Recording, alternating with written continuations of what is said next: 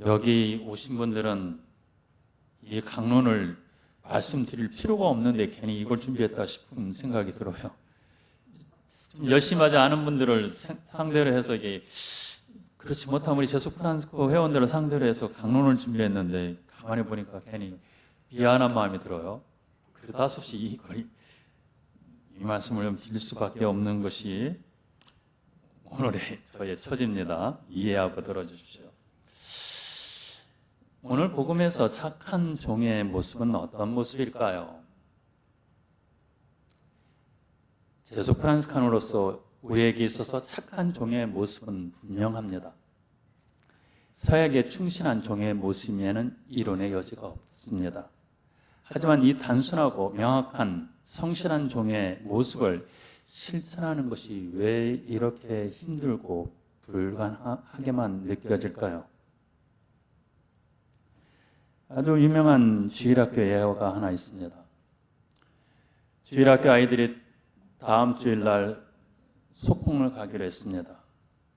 그래서 주일학교 선생님이 아이들에게 이야기를 했습니다. 일주일 동안 하느님께 우리 열심히 기도하자. 좋은 날씨 달라고. 그러면 하나님께서 분명히 좋은 날씨 주실 거야. 그렇게 아이들에게 얘기했어요. 아이들 예 그렇게 대답했어요.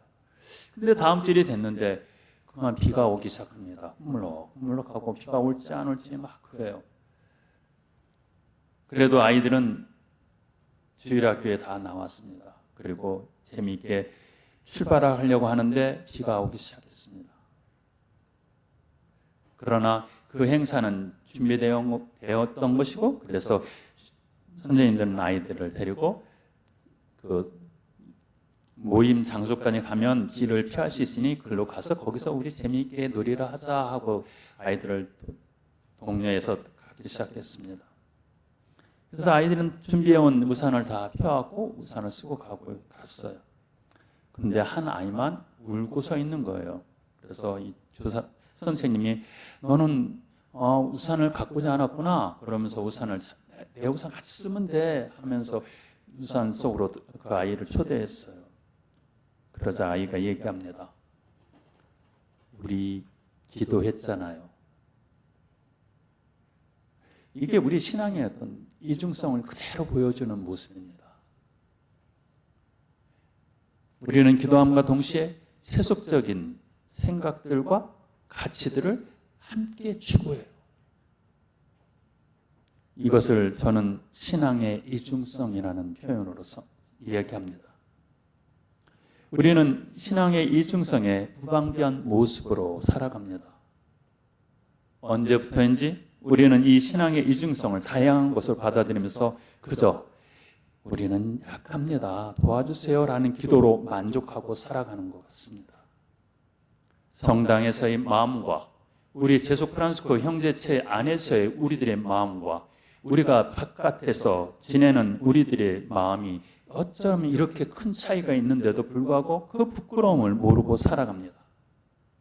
이렇게 신앙의 이중성 속에서 살면서도 불구하고 우리는 전혀 불편을 느끼지 못하고 살아가는 건 아닌가 싶습니다. 적어도 우리 스스로는 열심히 살아가려고 적어도 불편을 느끼고 살아가는지는 모르겠습니다. 그러나 우리 자녀에게는, 내 가족에게는 그것이 아무런 힘을 발휘하지 못합니다. 나는 열심히 살아가지만 너는 가난하게 살면 안 돼. 우리 가족이 어려움에 처하면 안 돼. 내가 십자가는 지고 가겠지만 우리 가족이 십자가 지는 것은 받아들일 수 없어 라는 제한적 십자가의 삶을 살아가는데도 우리는 너무나 당연하게 생각합니다. 진실이 가져다주는 불편함에 우리는 그 진실을 보기를 거부한 결과 우리는 우리의 진실된 서약의 삶을 살아가는 것을 불가능한 것으로 우리 자신이 세뇌시켜버립니다. 어느덧 우리는 우리의 프란스칸 삶의 가치를 교회 공동체 앞에와 형제 공동체 앞에서 그리고 하느님 앞에서 약속한 우리의 서약의 삶을 우리 스스로가 그건 가능한 것이 아니야. 제한적일 수밖에 없어라는 것을 당연한 진리로 생각해 버리고 살아가는지는 모르겠습니다. 자금의 우리 제속 프란스코회 안에서 이루어지는 불미스러운 비프란스칸적인 많은 일들이 벌어져 있음에도 불구하고 우리는 그것들이 눈살을 찌푸린다는 생각을 하지만 거기서 벗어나기 위한 처절한 노력들을 얼마나 했는지 한번 생각해 보게 됩니다. 오늘 주일 복음이 아닌 매일미사 복음에서 예수님은 율법학자들과 바리사이들에게 불행한 사람이라고 선언하였습니다. 이 불행 선언은 지금 여기에 있는 우리에게도 해당되지 않을까 싶습니다. 우리는 서약을 통하여 하느님께 봉헌된 삶을 살겠다고 약속했습니다. 그런 우리가 우리의 증거적 삶을 살아내지 못하고 봉헌 자체에만 특권의식을 갖고 거기에 빠져서 봉헌의 결실만 원하는 안주의 삶을 살아가면서 우리도 우리의 서약의 삶이 불가능하다고 삶으로 말하고 살아가는 그런 모습은 아닌가 반성해야 합니다. 그런 우리의 삶이 새롭게 프란스칸 삶을 시작하는 양성자들조차도 프란스칸 삶을 살아가지 못하게 만들어버리는 율법학자들과 바리사이들의 그 위선이 되어버리는지 한번 돌아봐야 됩니다.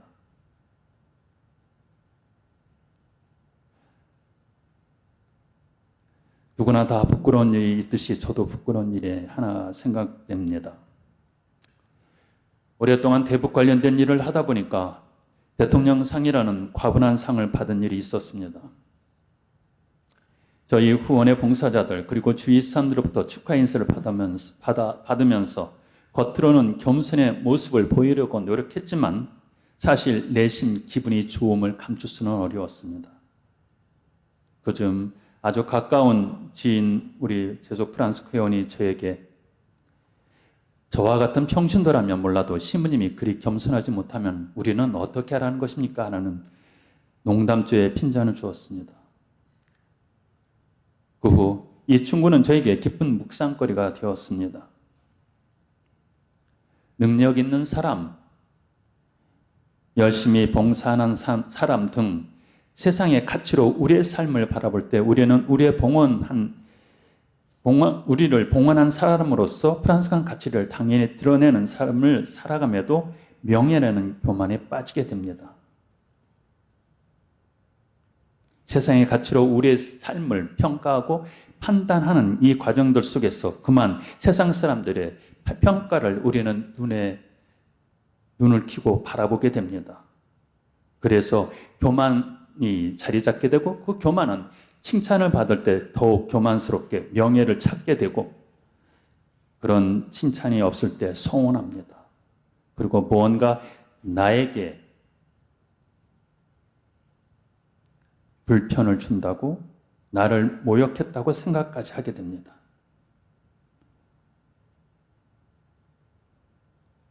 이 교만한 세상 사람들이 다 그렇게 살아가는데 그것이 무엇이 그리 잘못했냐고 생각하게 만들기도 합니다.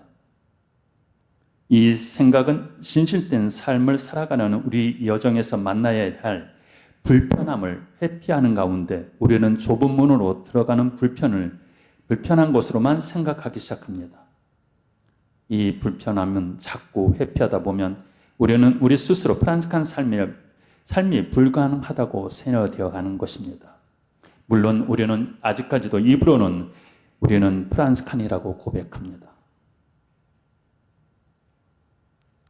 그러나 우리는 왜 일이 쉽게 나를 인정해 주지 않을 때 분노하는가요? 그리고 모욕을 받았다고 생각하는가요? 성 프란시스코는 우리에게 분명한 모습을 보여주었습니다. 그 분명한 모습을 왜 이리 우리는 쉽게도 뒤집어 놓는지 모르겠습니다. 여기 많은 재충분히 봉사자들이 좀 많이 계신 것 같습니다. 우리의 봉사직은 과연 어떤 의미로 우리에게 다가오는가요? 행복합니까? 감사드립니까? 제가 느끼는 것은 귀찮습니다. 힘듭니다. 하기 싫습니다. 왜냐하면 그것은 명예롭기보다는 욕을 얻어먹는 자리이기 때문입니다. 우리 한번 뒤집어 생각해 봐야 됩니다. 욕을 먹기 때문에 그것이 우리가 해야 될 일은 아닌가 하는 겁니다. 성부 프란시스코는 그것을 선택했습니다. 그 좁은 길, 그 불편한 길을 기꺼이 선택했습니다. 그런데 우리는 왜 명예롭게 인정받는 그 일만 하려고 하는지 모르겠습니다. 그리고 왜 우리는 그렇게 다툼을 하는지도 모르겠습니다. 우리는 이제 코페르니쿠스적 전환을 시작해야 합니다. 우리 일회 신부님 중에 서 라파엘 신부님이 한번 이런 강론 중에 이런 말씀을 하신 적이 있습니다. 우리는 프란시스코의 사람들이어야 하는데 왜 자꾸 프란시스코의 팬이 되는지 모르겠습니다. 우리는 프란시스코의 사람입니다. 프란시스코의 팬으로서 타우 십자가를 목에 거는 것으로 충분한 사람들이 아닙니다. 우리의 타우 배지를 달았다고 우리는 프란시스칸이 아닙니다. 그러면서 우리가 마치 프란시스코의 팬이 프란시스칸인 것처럼 착각하고 살아갑니다. 우리는 프란시스칸으로서 다시 태어나야 됩니다. 이것이 이런 모임의 의미가 아닐까 싶습니다. 구체적으로 몇 가지를 더 말씀드리고 싶었습니다만 너무 구체적이라 그냥 뺐습니다. 다시 한번 시작해 봅시다. 우리 정말 겸손해야 되고, 우리 정말 가난해야 되고, 우리 정말 자기 의지를 포기하는 사람들이 됩니다. 나부터 형제들의 발을 닦고 형제들의 발에 키스할 수 있는 마음의 자세가 필요합니다. 그래서 교만한 생각들, 자기 아집에 빠져서 받아들이지 못하는 그 모습들이 자리 잡을 수 없게끔 우리 프란시스칸 형제 공동체의 분위기를 만들어 놔야 됩니다. 대놓고 교만한 이 현실, 겸손이라는 걸 찾아볼 수 없게 만들어버린 이 프란시스칸 형제체 안에서의 분위기는 분명히 바꿔놔야 됩니다. 누구 책임도 아닙니다. 우리의 책임입니다. 영구들의 책임이기도 하고 우리 봉사자들의 책임이기도 하고 우리 회원들 각자의 책임이기도 합니다.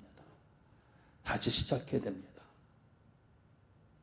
피나는 아픔의 십자가 길을 시작해야 됩니다. 잠시 묵상하시겠습니다.